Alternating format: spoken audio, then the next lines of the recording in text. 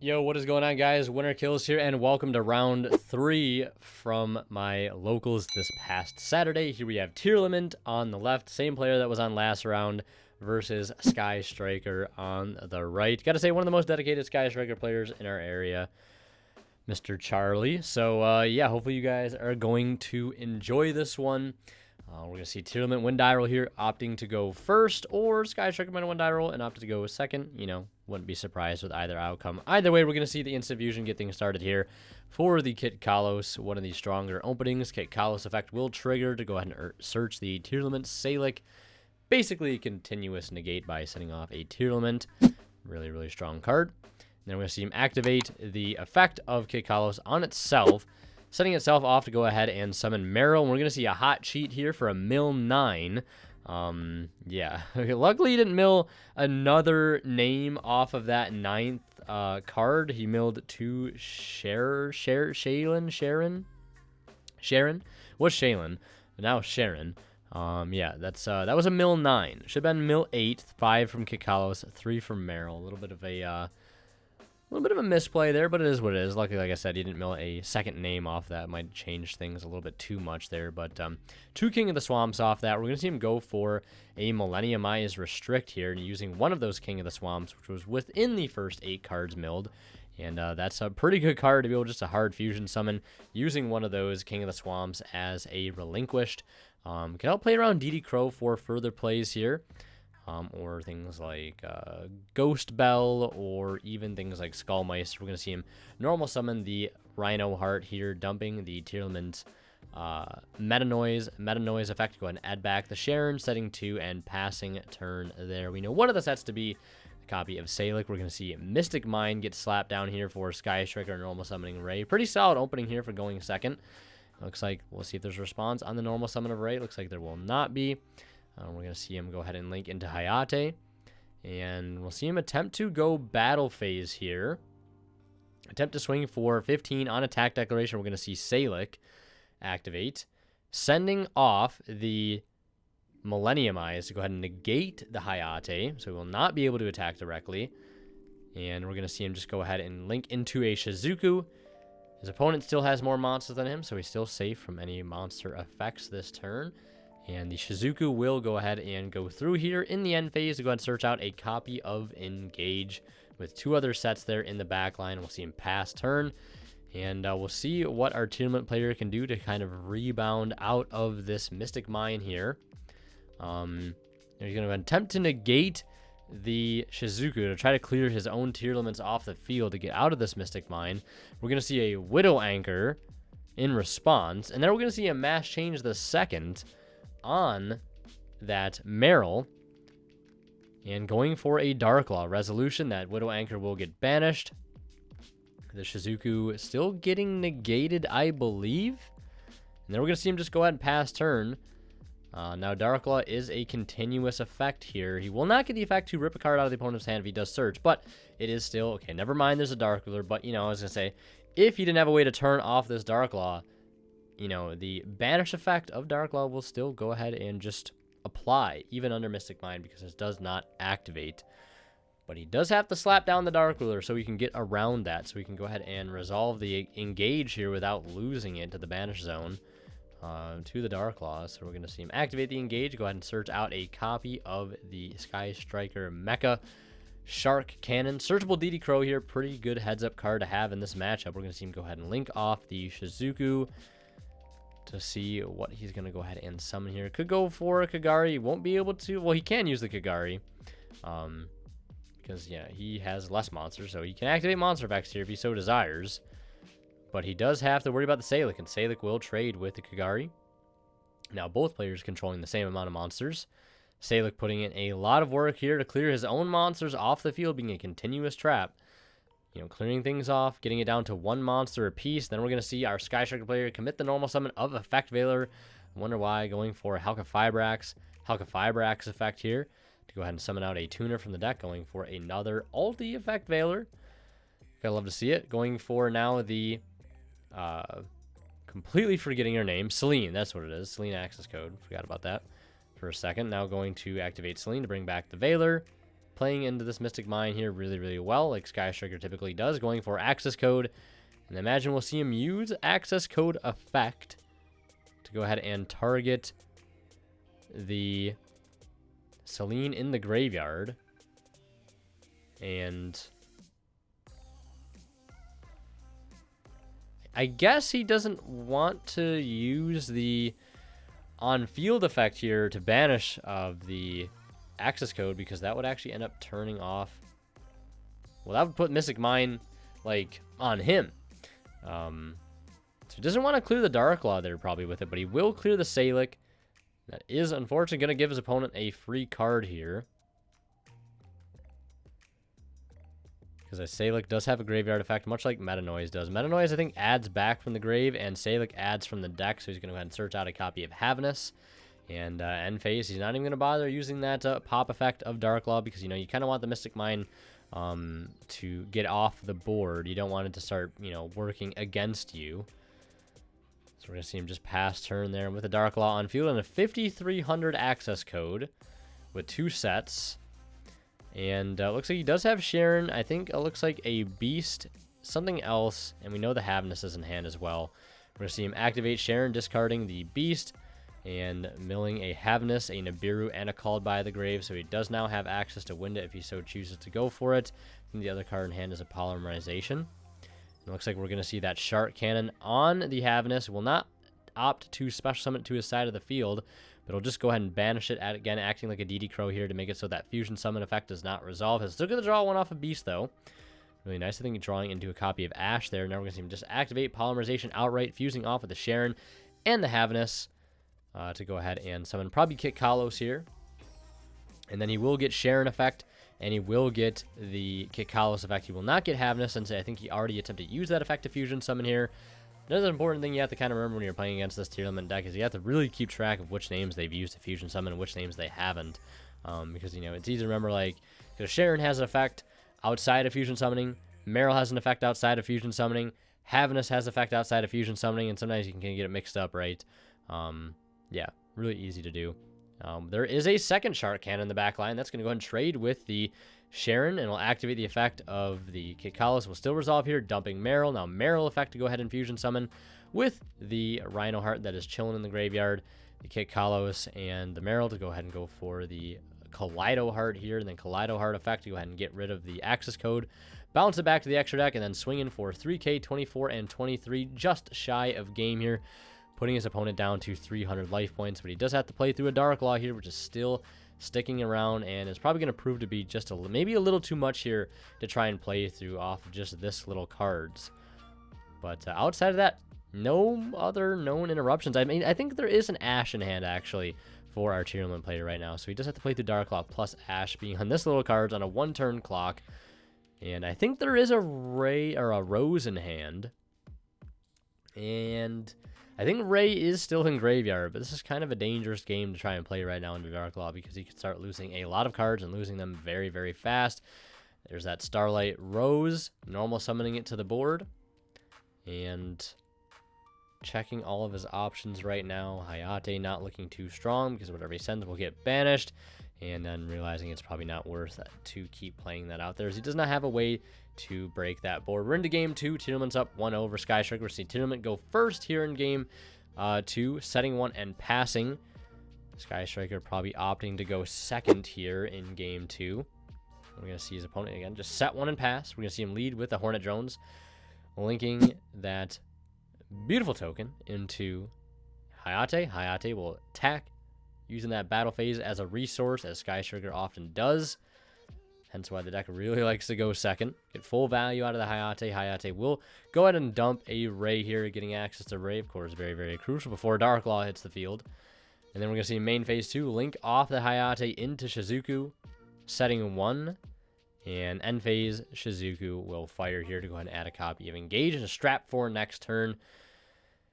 We'll see him just pass there off of the cut draw for turn, drawing in a DD Crow, the DD Corvo. We see also a copy of Machines, the second in hand for our Tearlament player. We're going to see him lead with Galaxy Cyclone. That's going to go ahead and clear a set Imperm. Galaxy Cyclone, fantastic card for back removal in the Tearlament deck, as it does have synergy to be able to activate to clear back row in the graveyard.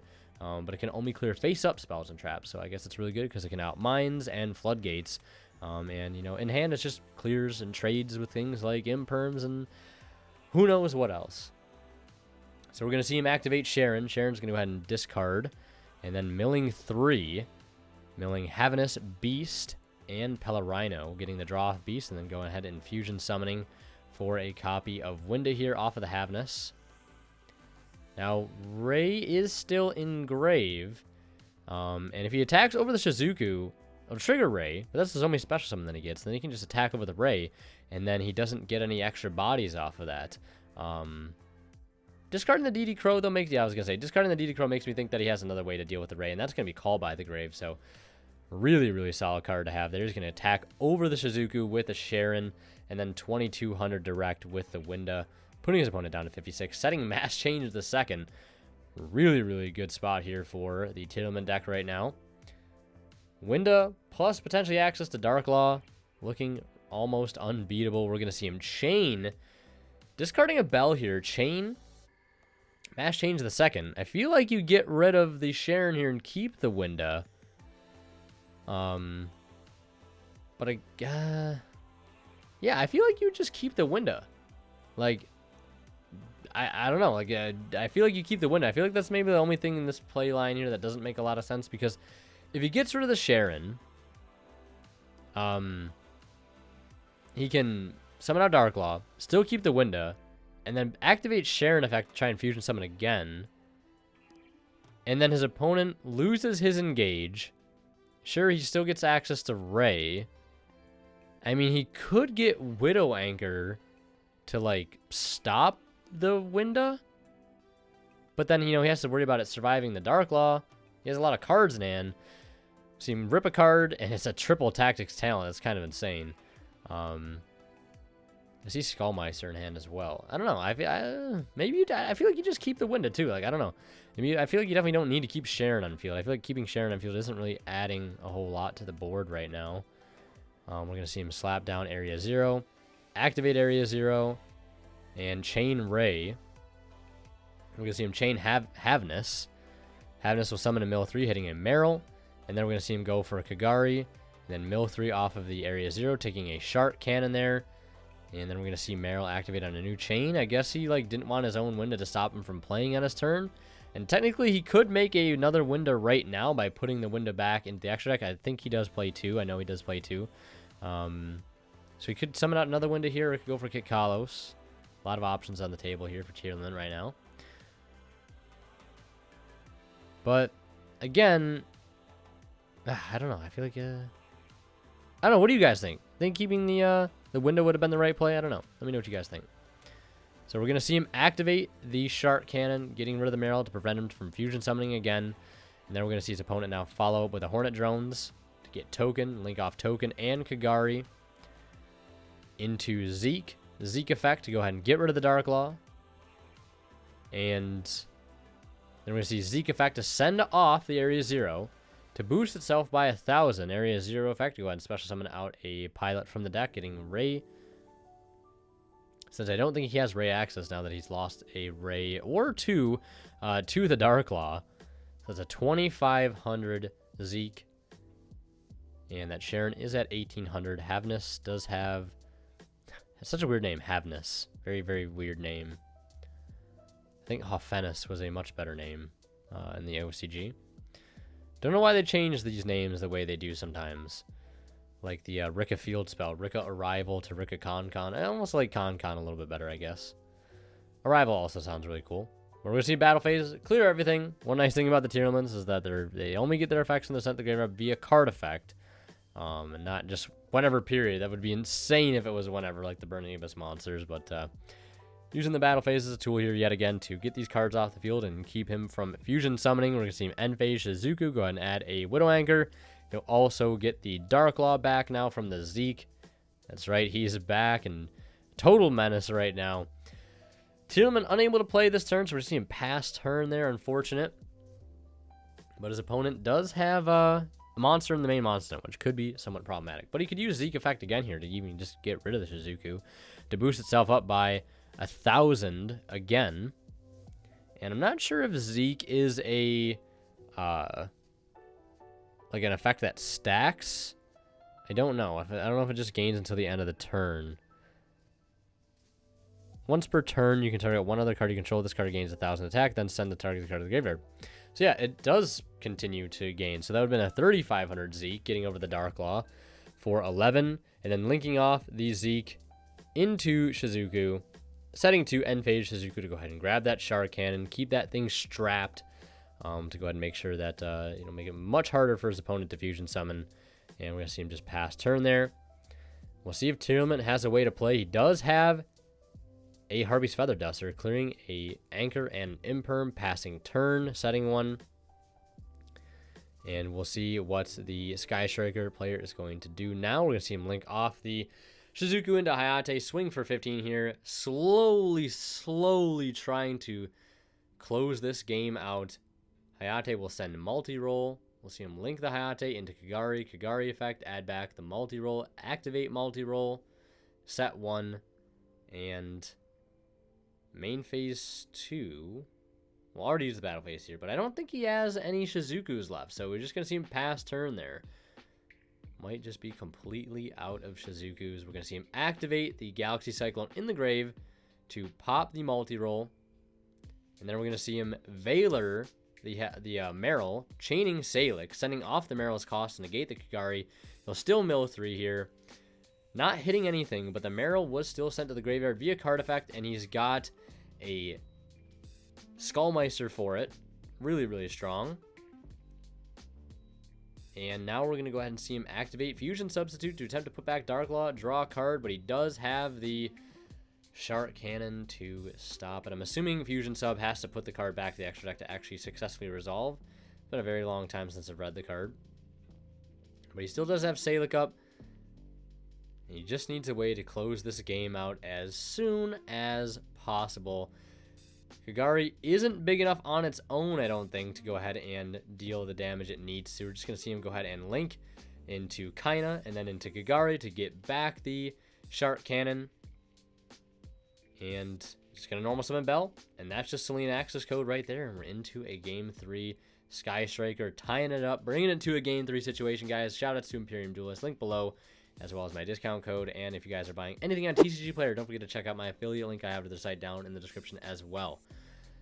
So we're going to see Sky Striker be made to go first here. Obviously much weaker when they have to go first. They do not have, again, get access to that battle phase. We're going to see him just normal Rose into Shizuku, set 1, end phase Search, Twin Twister to clear a summon limit, discarding a Fusion Sub, and then starting things off here with Pella Rhino to go ahead and search for the Rhino Heart.